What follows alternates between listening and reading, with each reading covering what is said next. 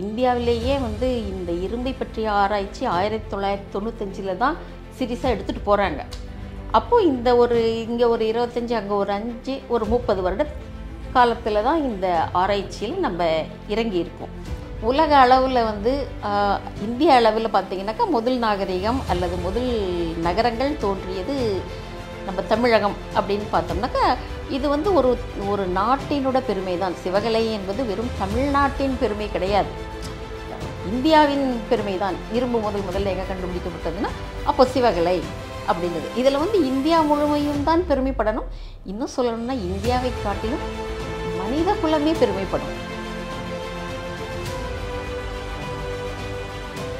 உலகில் தோன்றின ஆதி நாகரிகங்களில் தமிழ் நிலமும் ஒன்று அப்படின்னு பெருமிதமாக கருதப்பட்டு வந்திருக்கு.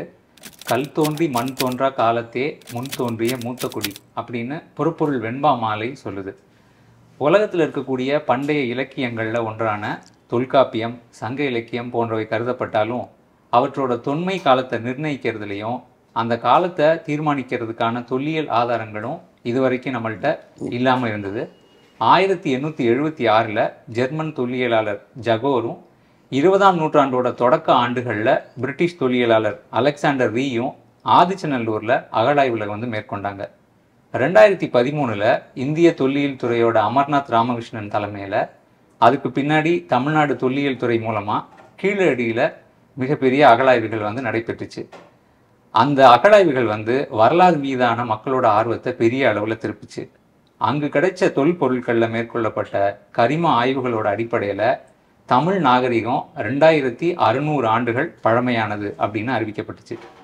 வரலாற்று அறிஞர்கள் ஐராவதம் மகாதேவன், அஸ்கா பர்போலா போன்றவங்க சங்க இலக்கியத்தில் கூறப்பட்டிருக்கக்கூடிய ஊர்கள் தமிழ்நாட்டில் பல இடங்களில் இருக்கிறதையும் அங்கெல்லாம் கூடுதல் ஆராய்ச்சிகள் நடத்த வேண்டிய முக்கியத்துவத்தையும் வலியுறுத்தி வந்தாங்க. இப்போ ஆதிச்சநல்லூருக்கு பக்கத்தில் இருக்கக்கூடிய சிவகலையில் இரும்பு பொருட்கள் கிடைச்சிருக்கு. அந்த அடிப்படையில் தமிழ் நாகரிகம் 5300 ஆண்டுகள் பழமையானது.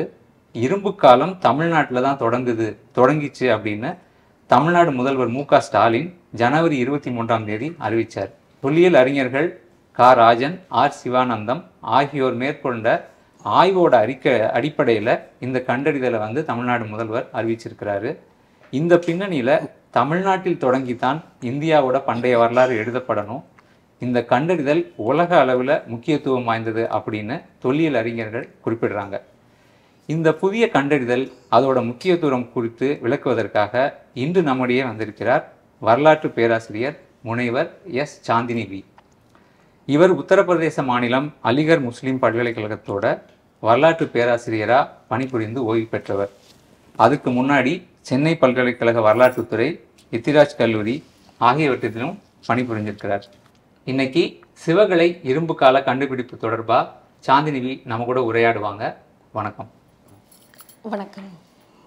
சிவகலையை பொறுத்தவரையில், அதாவது தமிழ்நாட்டை பொறுத்தவரையிலும் 3000க்கும் மேற்பட்ட இரும்பு கால ஈமத்தளங்கள் அடையாளப்படுத்தப்பட்டிருக்கு.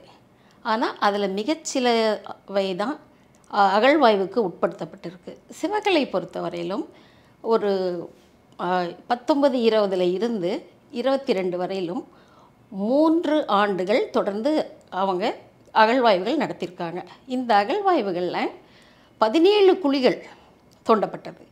அந்த 17 குழிகளிலிருந்து வந்த பொருட்கள் பெரும்பாலானவை இந்த ஆய்வுகளுக்கு உட்படுத்தப்பட்டு இப்பொழுது அந்த இரும்பு காலத்தை பற்றிய ஒரு சர்ச்சை உலகெங்கும் போய்கொண்டிருக்கிறது.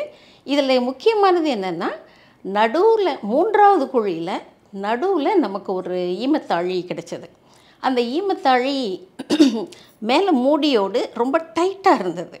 இதை சொல்கிறதுக்கு ஒரு காரணம் என்னென்னா, நடுவில் இருந்ததுனால அது சிதையலை தோண்டும்போது. ரெண்டாவது, அது டைட்டாக மூடி இருந்ததுன்றதுனால வேறு பொருட்கள் அல்லது வேறு காலத்தை சேர்ந்தவை எதுவும் உள்ளே போகலை அப்படிங்கிறது தான் இதில் முக்கியத்துவமானது.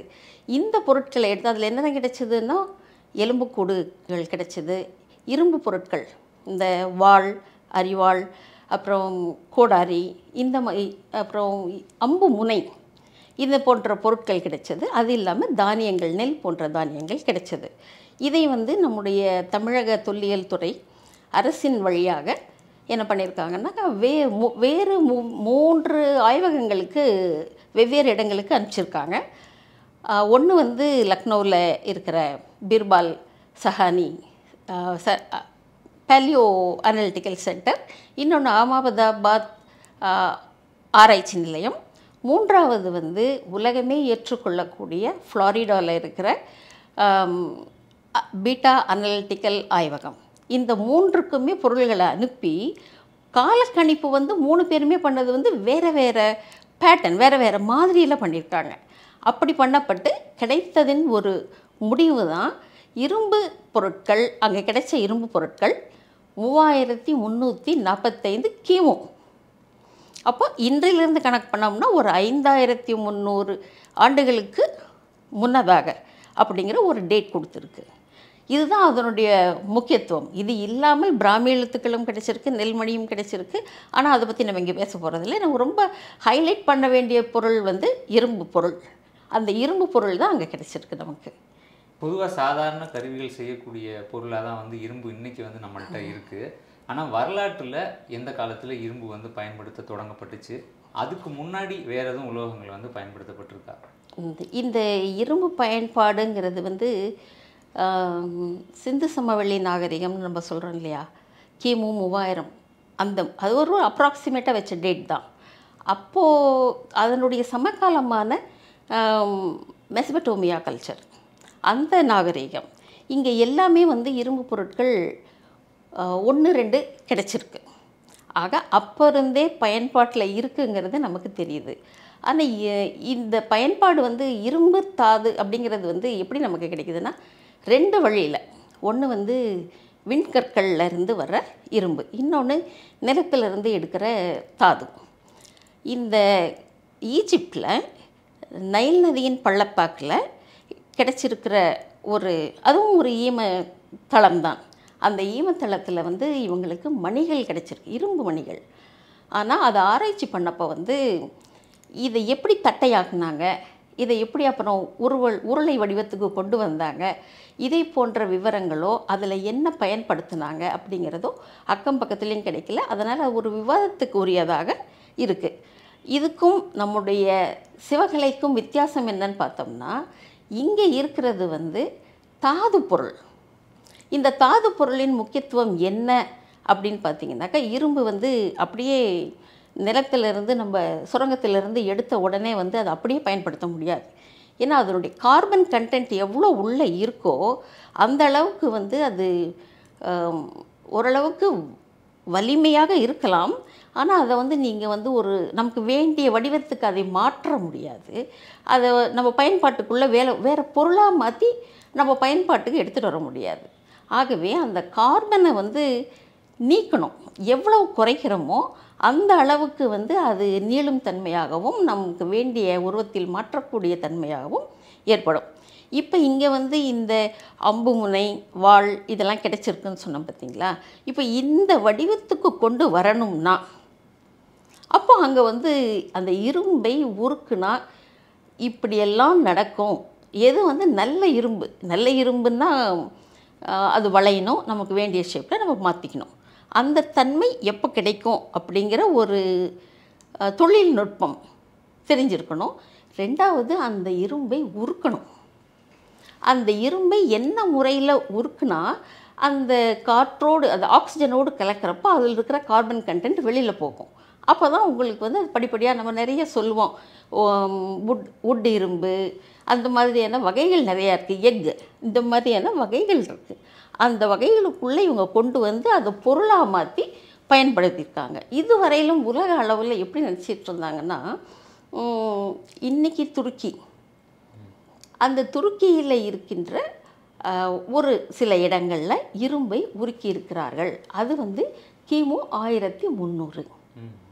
அந்த 1300 முதல்ல வந்து துருக்கி, அப்புறம் வட ஐரோப்பா, இந்த இடங்களில் வந்து மேற்கு ஐரோப்பாவும், இந்த இடங்களில் தான் முதலில் இதை உருக்கும் தொழில்நுட்பம் இருந்தது.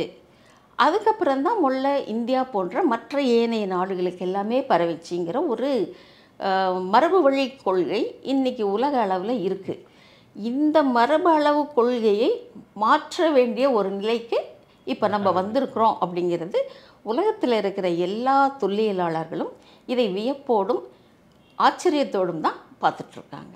இப்போது இந்த சிவகலை தொல்லியல் தளத்துக்கு முன்னாடி தமிழகத்தில் வேற எங்கேயாவது வந்து இரும்பு கருவிகள் கண்டறியப்பட்டிருக்குதா?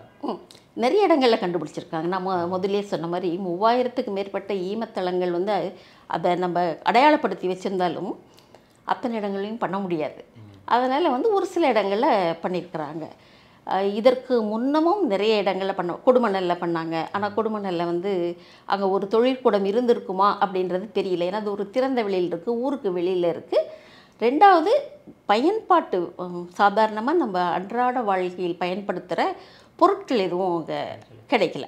அதனால் அது ஒரு திறந்த வெளியில் இருந்திருக்கும் அப்படிங்கிறதுனால அதை பெருசாக எடுத்துகிட்டு போக முடியல. அதுக்கப்புறம் வந்து உங்களுக்கு ஆதிச்சநல்லூர், முக்கியமாக இப்போ ஒரு 5 இடங்கள் நம்ம சொல்லணும். இந்தியாவிலேயே வந்து இந்த இரும்பை பற்றிய ஆராய்ச்சி 1995 தான் சீரியஸாக எடுத்துகிட்டு போகிறாங்க. அப்போது இந்த இங்கே ஒரு 25, அங்கே ஒரு 5, ஒரு 30 வருட காலத்தில் தான் இந்த ஆராய்ச்சியில் நம்ம இறங்கியிருக்கோம். இந்த ஆராய்ச்சி வந்து பல இடங்களில் இந்த மாங்காடுங்கிறது சேலத்து இதில் இருக்குது. நம்ம கோயம்புத்தூர்லேயும் கிடச்சிருக்கு, பல்லடத்தில் கிடச்சிருக்கு. நிறைய இடங்களில் வந்து தமிழ்நாட்டில் மட்டும் ஒரு 27 இடங்களில் நமக்கு கிடச்சிருக்கு. அதில் சில முக்கியமான இடங்களை மட்டும் நம்ம எடுத்துக்கிறோம். ஏன்னா அதில் வந்து காலவாரியாக எதெல்லாம் நமக்கு வந்து இருக்கிற அந்த ரெக்கார்டை பிரேக் பண்ணி முன்னே எடுத்துகிட்டு போச்சு அப்படின்னு பார்க்குறதுல ஆதிச்சநல்லூர் வந்து ஒரு முக்கியமான ஒரு கட்டமாக நம்ம பார்க்குறோம். ஆதிச்சநல்லூரில் வந்து மீன் பிடிக்கிற கொக்கி, அதிலிருந்து அந்த பாதாள கொக்கி, அப்புறம் ஈட்டி, அம்பு, குறுவாள், பெரியவாள், இந்த மாதிரி நிறைய பொருட்கள், மண்வெட்டி, இது எல்லாமே கிடைக்கிறப்போ வந்து எந்த அளவுக்கு அந்த இரும்பு பொருட்களை வந்து நம்ம சரளமாக பயன்படுத்தியிருக்கிறாங்க மக்கள் அப்படிங்கிற ஒரு புரிதல் நமக்கு ஏற்பட்டது. அதோடு சேர்த்து காலத்தை பின்னோக்கி தள்ளியது. அதுக்கப்புறம் வந்து நமக்கு கிருஷ்ணகிரிக்கு பக்கத்தில் இருக்கிற கிருஷ்ணகிரியில் இருக்கிற மயிலாடும் பாறை, இந்த நமக்கு கிடைச்ச ஆதிச்சநல்லூர் வரையிலும் கிடைத்த தகவல்கள் வந்து இந்திய அளவில் வந்து ஒரு 1800 கிமு 1800 அப்படின்ற ஒரு ஸ்டாண்டு வச்சுருந்தாங்க. அப்போ தான் உலகத்தில் வந்து இந்தியாவில் வந்து நமக்கு இரும்பு பயன்பாடு தெரிஞ்சிருக்கு அப்படின்னு. அப்போது இது எல்லாமே வந்து ஆதிச்சநல்லூரும் கூட நமக்கு ஓரளவு ஒரு சில கட்டங்களில் அந்த இதுலேயே வந்துடுச்சு. மயிலாடும் பாறையில் கிடைச்சது தான் நம்மளை வந்து அங்கே இல்லை 2172 கிமு அப்படின்னு ஒரு புஷ்பேக் நம்மளை பின்னாடி எடுத்துகிட்டு போச்சு. அதையும் நம்ம கொண்டாடினோம், நமக்கு தான் இப்போ கிடச்சிருக்கு அப்படின்னு. ஆனால் நீங்கள் ஒரு கேள்வி கேட்கலாம், அந்த இரும்புக்கு ஏன் இவ்வளோ முக்கியத்துவம் கொடுக்குறாங்க அப்படின்னு. இரும்புங்கிறது வந்து நம்ம எப்படி பார்க்கணுன்னா, நல்ல ஒரு வலுவான ஒரு உலோகம். அந்த வலுவான உலோகத்தை வச்சு அப்போ எல்லாமே நிலம் தானே, நமக்கு வந்து இண்டஸ்ட்ரீஸ், தொழிற்கூடங்கள் வராத காலகட்டம். அப்போ வந்து அந்த நிலத்தை உழும்போது ஒரு கட்டையில் உழுறதுக்கும் கல் வச்சு உழுறதுக்கும் இரும்பு வச்சு உழுறதுக்கும் வித்தியாசம் இருக்குது. அப்படி உழும்போது பயிர் அதிகமாக விளையும். அந்த சர்ப்ளஸ் பயிர் அதிகமாக வரும்போது அங்கே வாணிபம் வரும். வாணிபம் வந்ததுன்னா செல்வம் பெருகும். செல்வம் பெருகினால் நகரமயமாகும். அப்படி தான் இது ஒரு செயினாக வரலாற்றாளர்களும் தொழிலாளர்களும் எடுத்துகிட்டு போவாங்க. அதனால தான் இரும்பு கண்டுபிடிப்புக்கு இவ்வளவு முக்கியமான ஒரு இடம் கிடைக்கிது.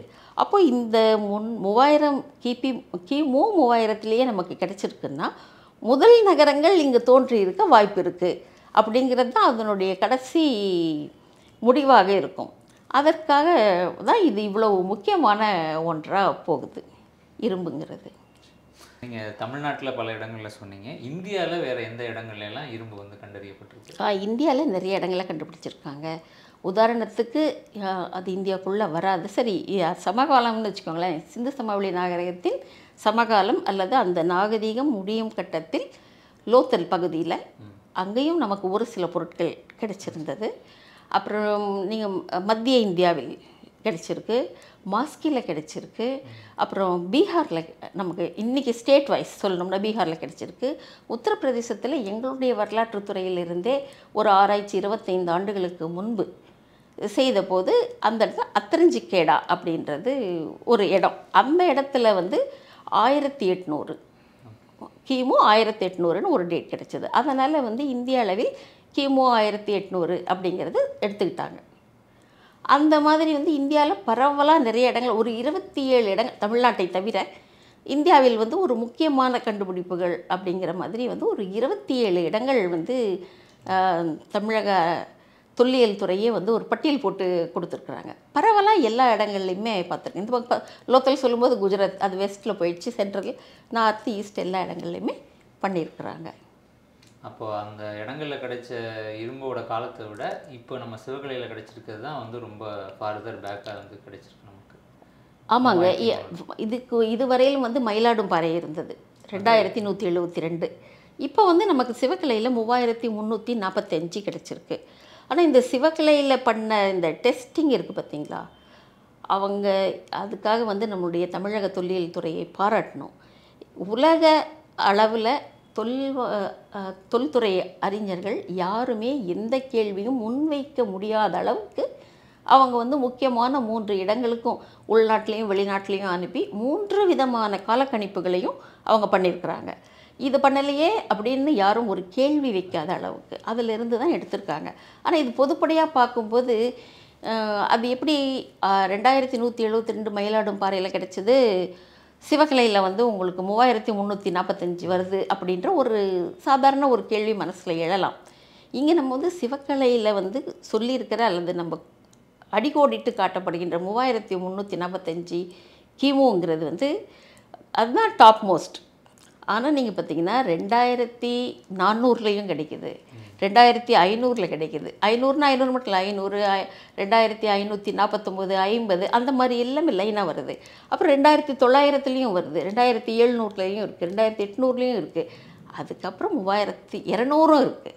அதுக்கப்புறம் தான் 3345 வருது. அதனால் ஒரு தொடர்ச்சியாக பார்க்க முடியுது. ஒரு நடுவில் 1000 வருஷம் என்னாச்சு அந்த கேள்விக்கும் 100 வருஷம் என்னாச்சுங்கிற கேள்விக்கும் இடம் இல்லாமல் இந்த ஒரு தொடர்ச்சியாக இருக்கிறத நம்ம பார்க்க முடியுது. அதில் இருக்கிறதுலையே வந்து மிக பழமையானது அப்படின்றது தான் சிவகலை அப்படின்னு நம்ம எடுத்துகிட்டு போகிறோம். இந்த சிவகலையில் இப்போ கண்டறியப்பட்டிருக்கிற இரும்பு பொருட்கள் வந்து உலக அளவிலேயே வந்து ரொம்ப முக்கியமானதுன்னு சொல்லி திலீப் குமார் சக்கரவர்த்தி, ராகேஷ் திவாரிங்கிற தொழிலாளர்கள்லாம் சொல்லியிருக்காங்க. நீங்கள் வந்து அதை பற்றி என்ன நினைக்கிறீங்க? உலக அளவில் உலக அளவில் நான் ஏற்கனவே சொன்ன மாதிரி வட ஐரோப்பா இந்த மாதிரி இடங்கள்ல இருந்து தான் பரவியதுன்னு சொன்னாங்க. இப்போது அந்த தியரியை வந்து கொள்கையை வந்து இப்போ நம்ம எல்லாருமே மாற்ற வேண்டியதாக இருக்குது. இன்னொன்று வந்து இதனுடைய முக்கியத்துவம் நம்ம எப்படி பார்ப்போம்னாக்கா, இப்போ இந்த தொழில் இரும்பு கிடைச்சிருக்கிறதுங்கிறது ஒன்று, இந்த இரும்புக்கான ஒரு உலைக்களம் இருந்திருக்கும், அந்த உலைக்களம் 2. 3வது இந்த டெக்னாலஜியும் இந்த உலைக்களம் எப்படி கன்ஸ்ட்ரக்ட் பண்ணாங்க, இந்த தொழில்நுட்பங்கள் எல்லாம் அண்டை மாநிலங்களுக்கும் பரவி இருக்கும். அப்படி அது பரவினப்போ எங்கே இருந்து எந்த காலகட்டத்தில் இங்கேருந்து இப்போ ஒரு உதாரணத்துக்கு கர்நாடகாக்கு எப்போ போச்சு, ஆந்திராவுக்கு இப்போ போச்சு, கேரளாவுக்கு எப்படி போச்சு, அதுக்கப்புறம் கொஞ்சம் போய் மத்திய பிரதேஷ், மகாராஷ்டிரா அப்படி எல்லாமே நம்ம டச் பண்ணிக்கிட்டு போக வேண்டிய முக்கியத்துவம் இருக்குது. இதோடு வந்து நமக்கு அவர் நீங்கள் சொன்ன மாதிரி ராகேஷ் திவாரி சொல்லும்போது அவரே சொல்லியிருக்கிறாரு, அவர் சக்கரவர்த்தியும் ரொம்ப பாராட்டியிருக்கிறார். அவர் தான் சக்கரவர்த்தி சொல்லும்போது என்ன சொல்கிறாருன்னா, இப்போ வந்து நம்ம சிந்து சமவெளி நாகரிகத்தில் கிடைத்த இரும்பின் பயன்பாட்டையும் நம்ம மீள் ஆய்வு செய்யணும் அப்படின்னு சொல்லியிருக்காங்க. இந்த கண்டுபிடிப்பானது உலகம் முழுக்க இருக்கின்ற எந்தெந்த இடத்துலலாம் இரும்பு கருவிகள் கண்டுபிடிச்சி அதற்கான ஒரு தேதியை நிர்ணயம் செய்தோமோ அதை எல்லாத்தையும் மீள் ஆய்வு செய்ய வேண்டியிருக்கு ஒன்று. ஆனாலும் இன்னும் கூட இந்த இரும்பு பொருள் தான் நம்ம இங்கே கண்டுபிடிச்சிருக்கோம். இப்போ நான் சொன்ன மாதிரி இந்த உலைக்களம் அது எப்படி அந்த டெக்னாலஜி அவங்களுக்கு வந்தது, கண்டிப்பாக ஒரு 100-200 வருஷமாவது ஆயிருக்கும் இந்த மாதிரி ஒரு படிப்படியாக முன்னேற்றம் வருவதற்கு. அப்போது அதில் இருந்து நம்ம இன்னும் பின்னோக்கி நமக்கு தேதிகள் கிடைத்தாலும் ஆச்சரியப்படுறதுக்கு இல்லை. அப்போ நம்ம பார்க்கும்போது வந்து இதை விட கார்பன் அதிகமாக இருக்கிற இரும்பு எப்போ கண்டுபிடிச்சிருக்காங்க, அதை விட அதிகமாக எப்போ இருந்திருக்கு, அப்போது ரா இரும்பில் எப்போ பயன்படுத்தினாங்க, அந்த சுரங்கங்கள் எங்கே இருந்தது, இந்த மாதிரி வந்து ஒரு பெரிய பணிக்கு, நீண்ட கால பணிக்கு, கிட்டத்தட்ட ஒரு 100 ஆண்டுக்கான பணிக்கு இந்த சிவகலை கண்டுபிடிப்பு வித்துட்டு இருக்கு. உலக அளவில் ஒரு புதிய பரிணாமத்தை இது பதிவு பண்ணியிருக்கு. கொஞ்சம் கூட சந்தேகமே இல்லாமல் ஆணிவேர் போல் இது வந்து பதிவு பண்ணியிருக்கு. இனி செய்ய வேண்டிய பணிகள் தொழிலாளர்கள். இப்போது சிந்து வெளிக்கும் தமிழ் நாகரிகத்துக்கும் வந்து தொடர்பு இருக்கிறதா வந்து சில அறிஞர்கள் வந்து கருதுகோள் முன்வைக்கிறாங்க. இப்போ சிந்து வெளியில் இரும்பு பொருட்கள் வந்து கண்டறியப்பட்டிருக்கா, அங்கே என்ன மாதிரி உலோகங்கள் பயன்படுத்தினாங்க? இப்போ தமிழ்நாட்டில் சமகாலத்தில் சிந்து வெளியோட சமகாலத்தில் இரும்பு பயன்படுத்தியிருக்காங்க அப்படின்னா அங்கே என்ன மாதிரி உலோகங்கள் பயன்படுத்தினாங்க? ரெண்டுக்குமான தொடர்பு பரிமாற்றம் ஏதாவது இருந்ததா? இந்த முக்கியமான கேள்வியெல்லாம் இனிமேல் நம்ம செய்ய வேண்டிய வேலை. அங்கே வந்து இரும்பு கிடைச்சிருந்துருக்கு, அதை வந்து சக்கரவர்த்தியே ரெக்கார்ட் பண்ணுறாரு. இப்போ அதையெல்லாம் நம்ம வந்து மீள் ஆய்வு செய்யணும். ஏன்னா அவங்களுக்கு அதற்கு ஏற்ப என்ன அங்கே உலை கலண்டிருந்ததா, வேறு இப்போ இரும்பை வந்து உருக்கணும்னாக்கா அதுக்கு சில தாது பொருட்கள் வேணும். அந்த தாது பொருட்கள்லாம் எங்கேயாவது கிடைக்காதா அப்படின்லாம் அவங்க பார்த்தாங்க. அப்போ அது அவ்வளோவா கிடைக்காதனால அது ஒரு டிபேட்டாகவே நின்று போச்சு, ஒரு முடிவுக்கு வர முடியாமல். இப்போ இதை வச்சு நம்ம மீளாய்வு பண்ணணும்னு சொல்கிறதுடைய பொருளே வந்து அங்கே வந்து இன்னும் கொஞ்சம் பண்ணால் கிடைக்குமா, 1-2 இல்லாமல் இன்னும் அதிகமாக கிடைக்குமா, அதனுடைய பிற்காலம் சிந்து சமவெளி நாகரிகத்தின் கடைசி காலம்னு சொல்லப்படுகின்ற லோத்தலில் கிடைச்சிருக்கிற இரும்பினுடைய தரம் எப்படி இருக்குது, அப்போ இங்கிருந்து அங்கே பரவி இருக்கா, அதுவும் இதுவும் ஒன்றா இருக்கா, இது எல்லாத்தையுமே நம்ம பார்த்துக்கிட்டு வர வேண்டியதாக இருக்குது. ஏன்னா உலகத்தின் மிகப்பெரிய முதல் நாகரிகங்கள் அப்படின்னு சொல்லப்படுகின்ற சிந்து சமவெளி நாகரிகமும் மெசபடோமியன் நாகரிகமும் சமகாலத்தியது. அந்த சமகாலத்துக்கு இந்த இரும்பு பயன்பாடு, இரும்பு கருவிகள் கொண்டு போயிட்டுருக்கு. இதையெல்லாம் எப்போ கண்டுபிடிச்சாங்கன்னா இதுக்கு முன்னே தான் கண்டுபிடிச்சிருக்கணும். அப்போ தான் அந்த முழுமை அடைந்த அந்த பொருட்கள் வந்து அந்த ஈமத்தாழிக்குள்ளே வந்திருக்கும். அப்போ இப்போ நமக்கு இவ்வளவு பொருட்கள் கிடைக்கும்போது இன்னும் கிடைக்கலாம் அப்படிங்கிற ஒரு எதிர்பார்ப்பு இருக்குது. இப்போது தமிழ் நிலப்பரப்புலேருந்து தான் இரும்பு காலம் தொடங்குச்சு அப்படின்னு இந்த கண்டுபிடிப்பு மூலமாக நம்ம தெரிஞ்சுக்கிட்டு இருக்கோம். அப்படின்னா இந்தியாவில் தோன்றிய பண்டைய நாகரிகங்களில் தமிழ்நாடும் இனிமேல் வந்து முக்கியத்துவம் உடையதாக மாறும் அப்படிங்கிற மாதிரி தோணுது. இதை குறித்து நீங்கள் என்ன கூடுதலாக சொல்ல முடியுமா? கண்டிப்பாக. நான் ஏற்கனவே உங்களுக்கு இரும்பின் முக்கியத்துவம் சொல்லிட்டேன். இரும்பு இருந்தால்தான் ஒரு நகர வாழ்க்கை அமையும், நகர வாழ்க்கை இருந்தால்தான் அங்கே செல்வம் இழுக்கும். அந்த நகரங்கிறது வந்து ஒரு நாகரிகத்தின் ரொம்ப மெச்சோர்டு ஃபேஸ் அப்படின்னு தான் நம்ம பார்க்குறோம். அப்போது ஒரு இரும்பு வந்து இவ்வளோ கிடச்சிருக்கு மற்ற இடங்களை விட அப்படிங்கிறப்போ கண்டிப்பாக இந்த ப்ராசஸ் நடந்திருக்கும். ஒரு உதாரணத்துக்கு சொல்கிறேனே, இப்போ வந்து பூம்புகாரில் நம்ம 1980களில் நம்ம இதே ஸ்டேட் தொல்லியல் துறையிலேருந்து 2 பேர் போய் கடலுக்கடியில் போய் ஆராய்ச்சி பண்ணாங்க. அது வந்து அதோடு நின்று, அது வந்து ஒரு கிமு 8ஆம் நூற்றாண்டுக்கு எடுத்துகிட்டு போச்சு. 8ஆம் நூற்றாண்டுலேயே அங்கே பெரிய கட்டிடங்கள் இருக்குது அப்படிங்கிறத கண்டுபிடிச்சாங்க. அங்கேருந்து அந்த கட்டிடங்கள் இதுவும் எடுத்துகிட்டு வந்தாங்க. அதுக்கப்புறம் தான் வந்து தஞ்சாவூர் தமிழ் பல்கலைக்கழகத்தில் இந்த கடல்சார் தொல்லியல் பண்ணுறதுக்கு, ஆழ்கடல் தொல்லியல் பண்ணுறதுக்கு ஒரு துறை அமைச்சாங்க.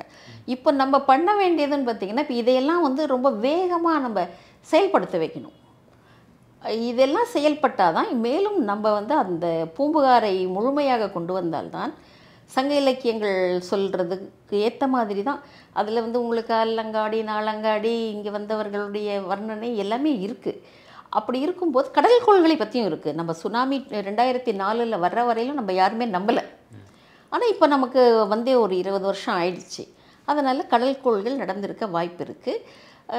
இப்போ கூட வயநாடு என்னாச்சு, இப்போ வயநாடு போச்சு. இதுக்கு முன்னாடியும் நம்ம வந்து பல இடங்களை இழந்திருக்கோம். அப்படி ட்ரெயினோடு காணா போன இடங்கள் எல்லாம் நம்முடைய கண்முன் நடந்திருக்கு, நம்ம இன்னும் மறக்கலை.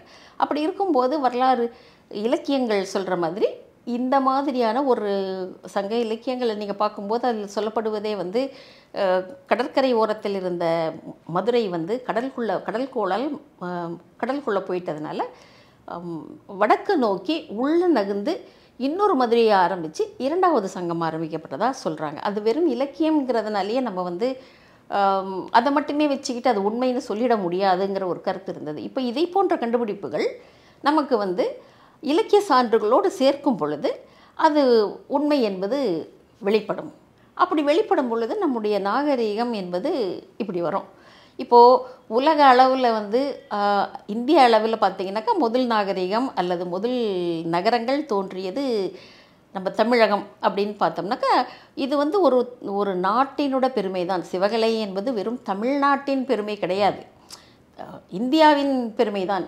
இப்போ எப்படி வந்து நம்முடைய பிரைம் மினிஸ்டர் மோடி வந்து அகில உலக சபைகளில் போகும்போது தமிழ் தான் மூத்த மொழின்னு சொல்கிறாரோ, அந்த மாதிரி இந்த சிவகலையில் எங்கள் நாட்டில் இரும்பு கிடைத்தது, அதுதான் உலகத்துக்கே முதலானது அப்படின்னு சொல்லணும். சொல்கின்ற காலகட்டம் முள்ள வரும்.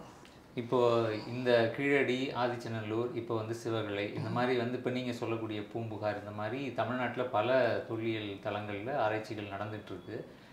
எதிர்காலத்தில் தமிழ்நாடு தொல்லியல் துறை வந்து தமிழ்நாடு தொல்லியல் துறையோ இல்லை இந்திய தொல்லியல் துறையோ எந்த மாதிரியான தொல்லியல் ஆராய்ச்சிகளில் ஈடுபடுறது ரொம்ப முக்கியம்னு நீங்கள் நினைக்கிறீங்க?